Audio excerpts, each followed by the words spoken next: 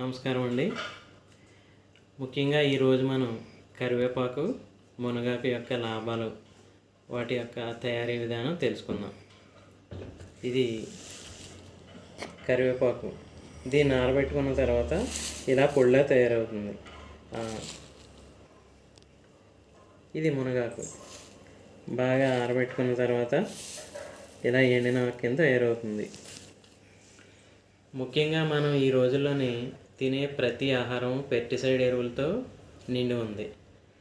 అన్ని ఆహారాలు కల్తీమయమని తెలిసినా అవే తినాల్సిన పరిస్థితి.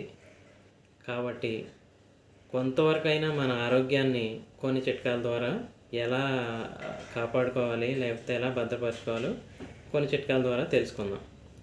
ఇప్పుడు ఈ ప్రతి మనిషి 25 సంవత్సరాల లోపు వ్యక్తికి కూడా జుట్టు రాలడం, జుట్టు నెరవడం, లేదా కంటి చూపు మందగించడం, శరీరం ముడతలు పట్టడం, ఇంకా ఎన్నో అనేక రకాలైనటువంటి సమస్యలతో ఇబ్బంది పడుతూనే ఉన్నాం.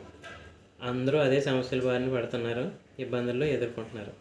అదేవిధంగా వాటిని ఎలా అధిగమించాలంటే ఇప్పుడు ఈ కరివేపాకు, మునగాకు పొడిని తయారు చేసుకోవడం. అంటే ఈ కరివేపాకుని, మునగాకుని తీసుకుని ఒక 4 రోజులు శుభ్రంగా కడిగి 4 రోజులు రూమ్లో, అంటే నీడని ఇంట్లో అయినా లేకపోతే ఎక్కడో నీడనైనా సరే ఆరబెట్టుకొని పొడికి అనుకూలంగా అయ్యే వరకు మనం దాన్ని ఆరబెట్టుకోవాలి. ఆరబెట్టుకున్న తర్వాత దాన్ని మిక్సీ పట్టుకున్న తర్వాత ఇదిగో ఇలా పొడి రూపంలో తయారవుతుంది. దీన్ని రోజు పరగడుపున ఒక